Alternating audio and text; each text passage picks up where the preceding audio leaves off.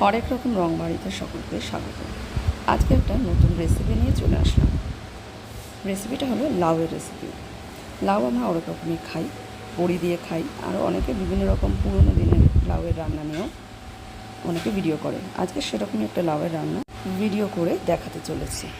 প্রথমেই চলুন দেখে নিই কী কী লাগছে।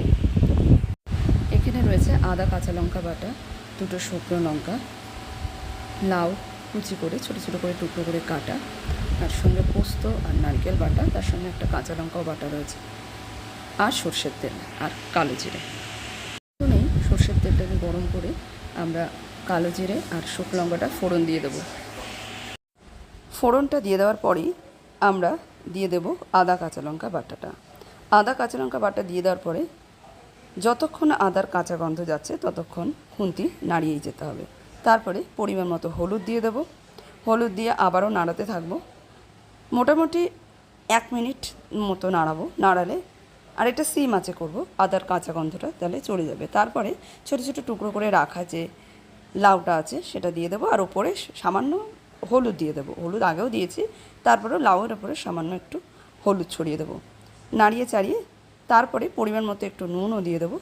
নুন দিয়ে নাড়িয়ে চাড়িয়ে যেন একটু জলটাও বেরিয়ে আসে, নাড়িয়ে চাড়িয়ে ঢাকা দিয়ে দেবো।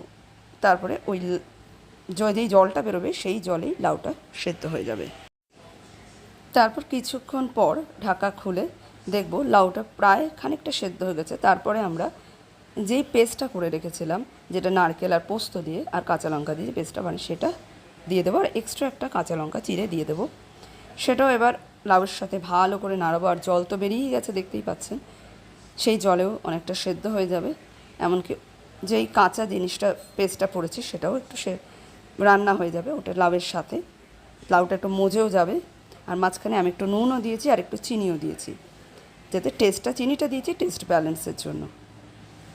এবার আস্তে আস্তে ফুটবে, এমনকি মাঝখানে আরেকবারও ঢাকা দিয়ে দেবেন, দিয়ে ঢাকা দিয়ে মুজিয়ে রান্নাটা করতে হবে। এরপরে মোটামুটি আর কিছু দেওয়ার নেই। তারপরে নুন আর চিনিটা একটু টেস্ট করে সব ঠিকঠাক থাকলে উপর থেকে কাঁচা লঙ্কা চিড়ে দিয়ে আমরা রান্নাটা নামিয়ে ফেলব। এই রান্নাটা যদি ভালো লেগে থাকে অবশ্যই একটি লাইক এবং শেয়ার করে দেবেন, আর চ্যানেলটি সাবস্ক্রাইব করে আমার পাশে থাকবেন।